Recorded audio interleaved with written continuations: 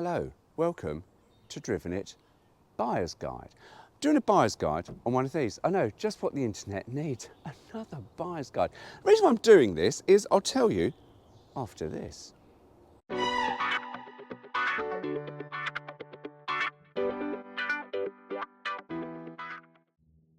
So I thought to myself, do you know what? We'll try and do a buyer's guide on these and try and sort of cover a few more areas that, I don't know, sometimes I read these buyer's guides and I watch them and I sort of go, oh, that bit was missing, that bit was missing. So I'm going to sort of try and dispel some of the issues. So here we go. First thing that lets these down, rust. I know, it's not Italian, it's German. They don't rust. Oh, they fucking do. And they do. I'm armed myself, you see, with the tape measure. Basically, you literally look at a VW van and you always down for the first 12 inches. The first 12 inches of these things will rust. So there we go, 12 inches, pretty much up to my line. So all the way around, round. That is pretty much where they'll rust. And that is underneath and up to here. Because they will rust from front panels. Now, I know this isn't 18 inches. This is, hang on, for science, let's go, where is that? That is 51 inches. They rust around the windscreen. They rust in the roof. Now, I'll tell you, to buy a good van, if you find rot in the roof and you're not competent at welding or you don't have the money to get it fixed, walk away. I went with a friend. Here we go, story. Oh, quick, gather round, I've got a story. I went with a friend to look at a van. She was very, very insistent on buying a van. We did eventually buy one. She was so, I must have one. We bought one. It was like within her range. And I'll get, I think, at the end about pricing. Anyway, so she found this orange and white one and she'd already named it. And I was like, oh, Christ. If you're going to name it before you get it, you know you've got problems. Anyway, I looked at this thing. I shit you not, I have never seen one of these so rusty. And they wanted £6,000 for it. And I wasn't horrible. I went, we looked around it and I literally was just going, oh my God. Oh, that's what a friend of mine said. They said, I looked at their van and they said, all they could hear me was go, oh. Yeah, I think and speak aloud. I don't think before I speak. I know, you might have guessed that already. But yes, it was absolutely rotten and £6,000 they wanted for it. And lovely people selling it. And I said to my friend, no. We went away. We went to Cobham Services for a little McDonald's, a little coffee. And I just went, fuck that. I went, they're looking for £6,000 because they want to try and get their money back from it because they've been stung. So if you're not sure, here you go. The best top tip. Now I'm going to go through some of this stuff for you. If you are unsure, take someone with you. Someone that's not full of the romance, right? The romance, the fucking dreaded VW T2 romance. Go with someone that is not that romantic about them and they will find all the faults. There we go. Anyway, back to the buyer's guide. So bottom, 12 inches. And that includes all your chassis riggers or outer riggers and the chassis legs because they have got two separate chassis legs that come down and then bits that come off them, though they are sort of unibody construction. Now you have to be careful and there's bits to look for. If they haven't got jacking points, always make sure they've got jacking points. If they haven't got jacking points, bits you're going to have to weld because they will rust all over. So that is probably the main thing. And I'm going to go and point. I'm going to run the camera around and point to other bits where they rust. So as you know, we have got rusty all over the front panels and they rust on the bottom steps and they rust, the sliding doors rust. Sliding doors, they're variable, so they're all right, but rust down the seams, they always rot there. And here we've got this thing and they rot down there and they rot around the wheel arches and they rot down here. And the battery trays, which on this here, they rot there. And actually Barry has got a bit of rot there. You see, he might look nice and shiny, but he's got his own bit of rot. And I've had to have a bit of welding done on him as well. And also the rear valances, peculiarly, either rust or they don't rust. He did rust. He had a mouse trap, or a mouse decided to live in there and it rotted out. But yeah, they rust there and they sort of rust here and they rust there. And if they rust there, say just walk away and they rust, actually, do you know where they rust? Fucking everywhere. So always look for rust. Also, if you are looking for rust and sort of think, oh, this thing's nice and shiny, just always consider that it may have been bodged, because they do get bodged. And that brings me to my second subject. Right, okay. Just looking at the engine. You see, this is the other thing that affects these. Neglect. People neglect them. Because there was this rumour, believe it or not, if you're a child of the 80s, teenager of the 80s, or even a young adult of the 80s, into Volkswagens, there was always that rumour that, do you know, VWs live forever, don't need to get them serviced. I beg your pardon, what? Yeah, and sort of people seem to think that you don't have to. So simple things get neglected. Now the engines, air-cooled, that oil really does take an absolute battering. And it should be changed every 3,000 miles. Oil quality has, let's face it, improved over the years. But, you know, 3,000 miles, or at least once a year, change the oil, because it gets very, very hot. Air-cooled engines run a little bit hotter. Just change that oil. It's quite important. But also other routine maintenance that people neglect. Because people, I'll be honest with you, if you're not mechanically sympathetic, you won't really understand this. And if you like literally now just drive a modern car and you drive it and you go, you don't really care, and you don't really think, hang on, I've got aging metal, aging rubber and bits below me that are quite important that I get looked at. Because sadly, although in some respects it's quite good, if you look after them, but these fall under that we don't need an MOT category. And you will be surprised and horrified, well, I'm horrified actually, at adverts that say, don't need MOT. And you look at the car and you go, it shouldn't be on the fucking road. Because if I did put it through an MOT, it would be condemned and scrapped. Yeah, so if you're buying something without an MOT, buy with caution. If it's been MOT'd, then it's got some semblance of, okay, it's all right. Remember, an MOT is only the vehicle was presented and it was perfect at that time of presentation. After that, anything can happen. But, I mean, when I bought him, he had an MOT. And we were a bit shocked that he had an MOT because he came off the back of a low loader. Here we go, another story for you. He came off the back of a low loader and then just fucked off down the yard. There were no brakes. There really wasn't. The brake pads were just non-existent. One of the rear cylinders had just shat itself. And he fucked off. And we went, bye Barry, mind where you go, take care, see you soon. No, we haven't come to the end again. I know, right? I should leave the jokes to the professionals, shouldn't I? Anyway, so yes, neglect. Always look for invoices. And it's very, very important. Invoices tell you so much about a vehicle, because if you are passionate about these, if you're going to buy one of these from someone who's quite passionate about them, they will have all their invoices labelled out. I've got mine in a massive folder, set to year order. I know I'm that much of a wanker, but yeah, that's what happens when you sort of sit there on a Saturday night bored with a baby sham going, oh, what can I do? Oh, I know what, let's have a baby sham, let's sort out my invoices. Wanker. So yeah, you know, a well-presented service document or folder can tell you a lot about a van. If ever I sold this, you've got a massive folder. I won't selling it. No bloody way. But yeah, neglect, big, big problem. The one thing that we are well supported with are parts. Now, I've said in the past, I'm going to say whenever, part quality goes from that's really good to that's really shit. Because there are parts that you buy that you go, I wouldn't fit that to my skateboard, let alone my Volkswagen. So always find your right part supply. Now I can tell you the part supply in the UK is phenomenal. I use VW Cool Air down in Kent. I like them because I can pop in, have a coffee, have a laugh, have a giggle, piss around, and they are very, very honest. And I've been using them now for, well, ever since about 15 years really. I've been using Cool Air for about 15 years because when we bought these, I'll be honest with you, I use VW Heritage. I don't like them now. I don't like their modus operandi. And the reason why I don't like Heritage, I'm going slightly off topic here, is because after COVID, they were like, no, we're going to shut our shop, can't see the salespeople, and buying is easy. Returning was a pain in the arse. And I just went, do you know what? I don't like your pissy attitude. Bearing in mind that Heritage were like, you know, we're here to serve the community. They don't.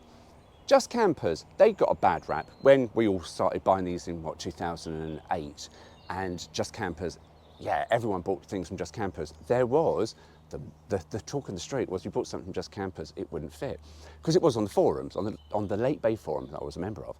I haven't been on there for years, but it was, oh, I've bought this panel from Just Campers, it doesn't fit. And it was literally, yeah, or I've bought this panel, it doesn't fit. And people go, did you buy it from Just Campers?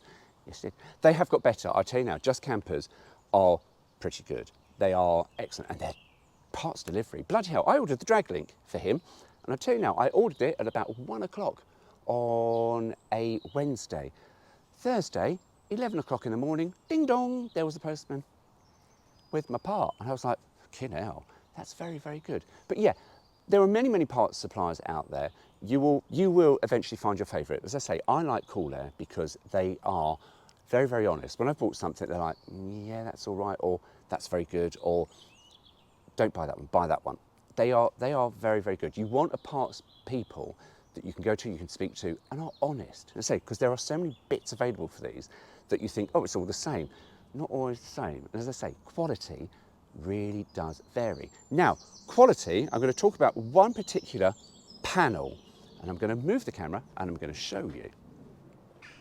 If you are determined to buy yourself a bit of a resto project, factor in your budget quality panels. So they do, pretty much all the panels are available. Schofields do replacement panels, and I think they pretty much, it feels like they do supply their quality panels to all the other parts suppliers.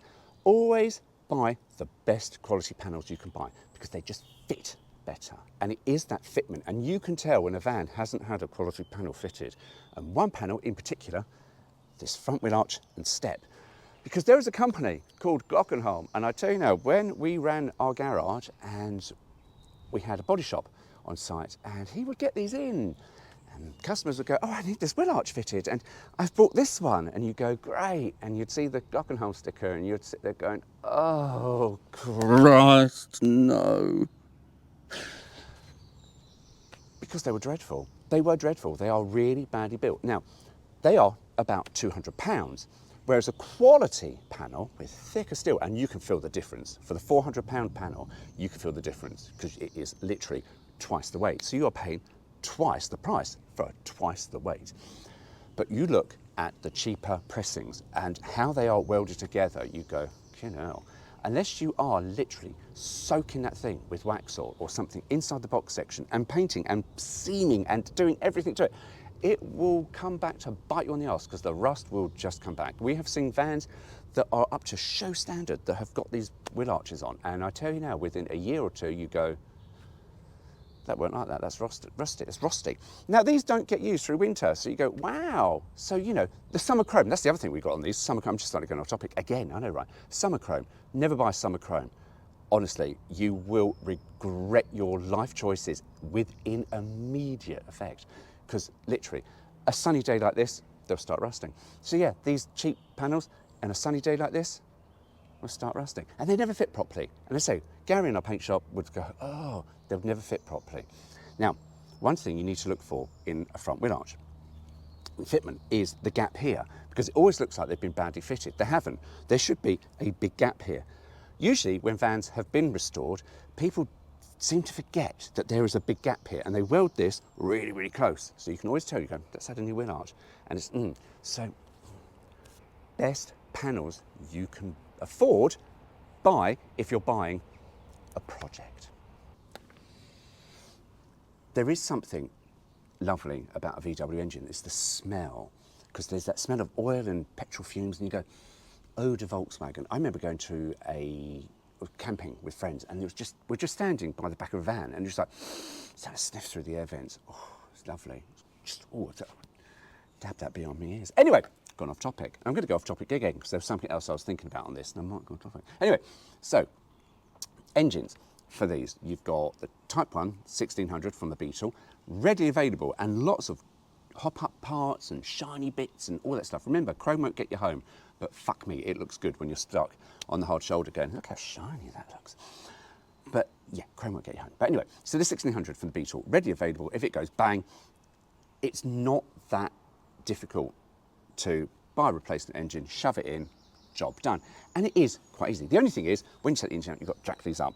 Later, bays, so basically anything with a late bay, they welded in this rear panel. Split screens and early bays, they had this panel removable, and it was easy. You just undo it, pull the engine out, shove the engine in, job done. Not on these. Now, the Type 4 engine is that a little bit lower, so you don't really have to go up that high. But it's really, really difficult and tight in the engine bay to get the engine out. The 1600 with this big, massive bit of tinware here at the back of the engine, right? You'll be going, no, it's the front, it's the back. I'll tell you why in a minute. Easy. Now, why is that the back of the engine?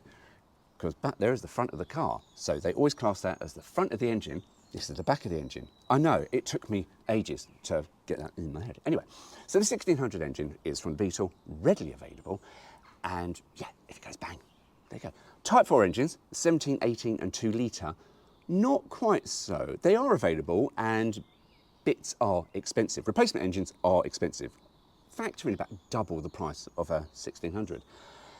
The 1800, it has been reported, is the stronger engine. Now, many people have said this, so do you know what? I'm not even going to go, is it really, and question it.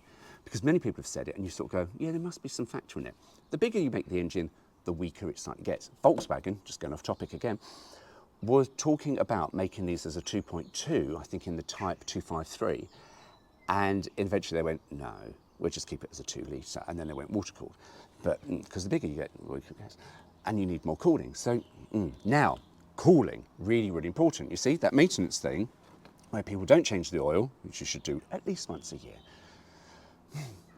But yeah, the cooling. Now, on these, they have a cold zone and a hot zone. And basically, you need to be aware of what is your cold zone, what's your hot zone. So cold zone is up here, and the engines are sealed in the bay with a bit of foam, which is really, really flammable. I'll get back into that in a moment. Under here, hot zone, exhaust, and also engine heat dissipates underneath. Now, I said about flammable foam in the engine bay. These do have a tendency to catch fire, again, through neglect. Fuel lines in particular. Now, people go, E10 is really, really bad, E10 is really rotting, and it rots out your fuel lines, and it does this to your copper bits. I personally think we're still too early days to say that is true. I mean, bear in mind that in, what is it, Brazil or Mexico, they were running with ethanol running Volkswagen engines, and there you go. So, yeah, sometimes you have to be careful. Remember that unleaded? Going back to being a child of the 90s, I think, was it 80s? It must be late 80s. We had RVs there, it's 86, 87, yeah, but late 80s, 90s. With, you know, unleaded, people go, oh, it's very damaging to your valves. You need to have your valve seats reinforced or whatever, blah, blah, I can't remember the bloody words, having a fart. But yeah, how many old shitters out there still running around with the same heads? These, just as a by the by, oh, look at that, segued smooth into that. These are built for unleaded fuel because VW sold a lot of these in America. Their heads do have separate valve seats, and I know they do have separate valve seats because he decided once to shit a valve seat, and it went there. Thankfully, it didn't damage the engine. I got away with it because he's low compression, an American engine. The piston is dished, so it just sat in where the dish was on the piston. Otherwise, it would have just met and just made a bit of a mess. But yeah, that's just a by the by. But yeah, the engines, my recommendation, 2 litre. It's so easy to drive, and it really is. I mean, 70 horsepower you've got, and I think the 1600 has not a lot. I'll put up, I want to say 36. I don't think it's 36. I think it's a little bit more than that. But a 2 litre epic, very, very easy to drive, very lazy to drive. I can put it in 4th gear and just let him do his bit with the use of torque. But yeah, I would recommend a 2 litre, but for 2 litre, you've got to buy the later vans. And I think the first year for the 2 litre was a 76. So just bear that in mind. I'm not talking about models to buy. There are so many. This is a Westphalia Campmobile, or in Europe it was called the Berlin. Never came to the UK, but the interiors on these can be interchangeable. Going off topic again, when I went out looking for Barry, I looked at 4 other vans before I found him. One I looked at was, I'll be honest with you, I don't really like the early bay with the indicators down here. I like a late bay. But it did look quite sweet, and it had this interior, but it was a tin top. Now, I need a pop top because I'm 6'1", and I thought, I can't mix cocktails like this. I mean, I could be on my knees, but that's for other reasons. But yeah, sort of going, I need a pop top. So, yeah, not really going to talk about models, but there are things to look out for with certain vans. If it's got recessed windows, it's a combi, it was designed to have recessed windows. If the windows sit slightly outside with a thin bit of rubber, that's a converted panel van. Now, a lot of the UK vans, and I've got to be careful how I say this, because if I say all the UK vans were converted from panels, then someone in the comments is going to go, I think, Stuart, you'll find you're wrong. And yes, I would be wrong, because we have seen that they weren't. Now, some companies bought the panel vans because they were cheaper. They didn't need the interior, so out goes the interior. So why are they going to buy that? They're just going to buy a van and convert it. There are companies out there that now do replacement window rubbers, so you're all right there. But yeah, just bear that in mind. And also, with the pop tops, some of these vans you'll be horrified. I like a Devon Moonraker, and that's what I originally wanted. Not a Westphalia. I know. I'm sorry, Barry. He won't start when I pull away from here, I can tell you. But yeah, I wanted a Devon Moonraker because I wanted to call it Shirley. I know, never call a car a woman's name, because I find female cars more trouble than they're worth. That's why it's called Barry. No, anyway, so I wanted to call it Shirley. Shirley Bassett, Moonraker girls. And again, back to Bond. No, like a bit of Bond. So, yeah, I wanted Devon Moonraker. But when you take the Devon Moonraker roof off, bloody hell, literally, Devon just got like a cold chisel and smashed a fucking massive hole in the back, in the roof. Jagged edges, they didn't give two shits. So yeah, if you do take it off, you'll go, what the fuck? Yeah. Westphalia specifically said to Volkswagen, we want this, we want that roof. They had a very specific roof. But yeah, not going to talk about models because there are so many different types. It's due to your preference, because as well as the set models, Devon Moonraker, the Eurovet, Westphalia, Berlin, Helsinki, Continental, there are so many, trust me, these were very, very popular. And they're popular for reason is the interior is so spacious. But I might get onto that bit in a moment. But yeah, so many different types to choose from. And then you've got the homemade kits. Now, if someone's selling a homemade kit van, and they want good money, some people do make really, really good interiors. A friend of mine made an interior for his van. Oh my God, it was like a travel lodge. No, it wasn't a travel lodge. It was like a posh hotel, not travel lodge. Why did I say travel lodge? No, it was like a posh hotel. Downlighters, fancy bits. Absolutely fucking brilliant. And that was a really, really nice interior. But then you see some interiors, But then a friend of mine's got a Riviera, another American import one. And he had the interior taken out because it wasn't really that usable. Bought a different side unit. Brilliant, loves it. And it's actually really, really nicely made. So, yeah, there's so many different models. I'm not really going to talk about the different models, but have a look around. Never buy the first van you see. Number 4. Actually, you should have been number 7, because there was 2 down, 4, 5, 6, 7. There was a couple down in Cornwall. But, yeah, when I saw him, I went, yeah, brilliant. And actually, I'll do a bit right at the end why I bought him. And what made me go, ooh.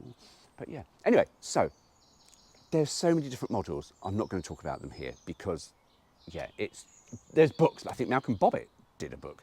There are many, many books out there that do all about the interiors. So have a look, go to the shows, have a look at the interiors and go, I like that interior, I don't like that interior. I like this interior in particular because it's got some really, really nice bits about it.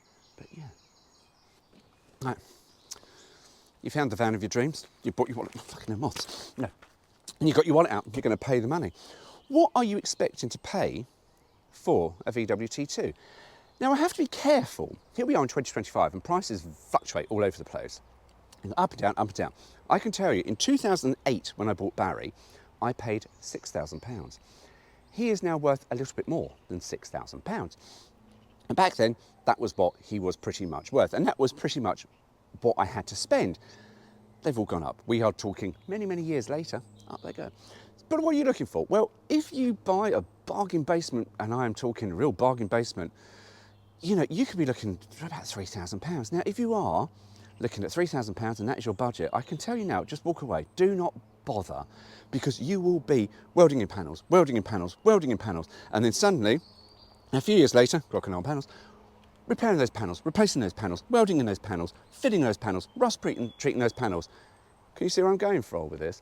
So then you're sort of looking at around 7 to 10 And that is the sort of really the price I would say to people look for. But again, £7 now buys you something that is not shiny and something that is going to need a bit of replacement. It's basically, you are pretty much buying a project, but you're buying a sort of usable project. It's not going to be perfect by a long stretch, but you are buying a project. £10,000 buys you something a little bit better.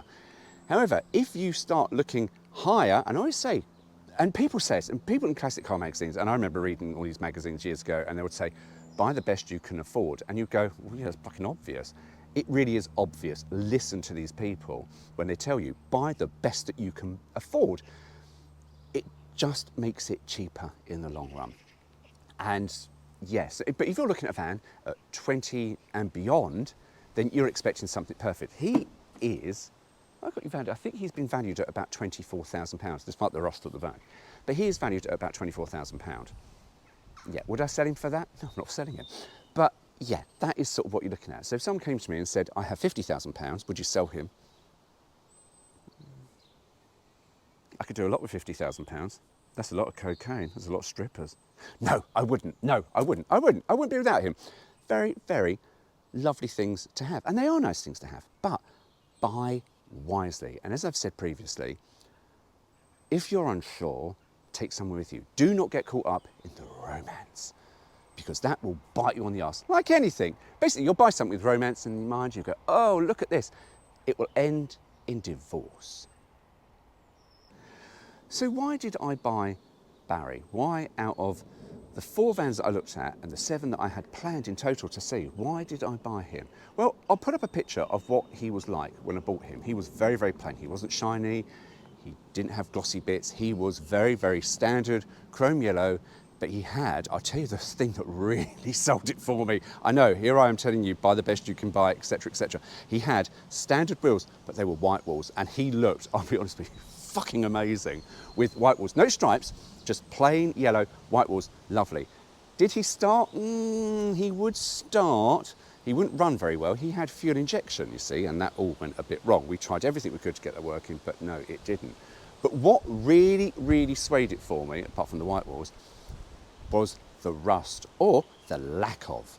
Mechanically, he wasn't working, and that's fine. As I've said previously in this, you are served by many, many parts places. You can buy all the bits that keep these running, but it's the pain in the arse having bits welded in. And that was why I just went, I don't want to buy a rotten box. I want to buy one with literally a knackered engine or something that just wasn't working, but bodily I want solid. So yeah, the only bit of welding he ever had when I bought him was under the battery tray. The battery tray had been plated up, shall we say. It wasn't great, and I always said I would get it changed at some point, but to be honest with you, I've cleaned it up and we've put some stuff. A bit of rust has come back, but I say that's 8 years ago. No, that was done. He was painted about 8 years ago, and that's only just come back, so it's not done too bad. But yeah, the reason I bought him was because he was solid, and I cannot emphasize that enough when I say to people, buy something solid. Mechanically, don't worry about it. If you're not mechanically sympathetic or mechanically minded, there are people out there that will help you, or people that can do it for you. But yeah, but that's why I bought him. I hope after you lot sitting there for listening to me rabbit on for minutes about one of these, you've got something from this. The key thing I would say, if you're unsure, take someone with you. That is the best thing you can do. But other than that, just buy with caution. Do not buy the first one you see. And unlike my friend, do not name the fucking thing before you've bought one. I bought him, didn't have a name for him. Only when I got home did I go, his name is Barry. There we go. Anyway, mind you go, take care. See you soon.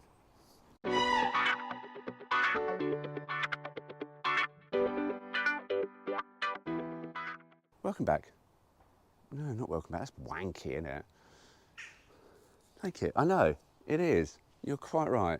I like that. The jackdaws agree with me. Now, the one thing that we are, stop saying now. Oh, excuse me. Oh, that's dry roasted peanuts. That's not nice at all.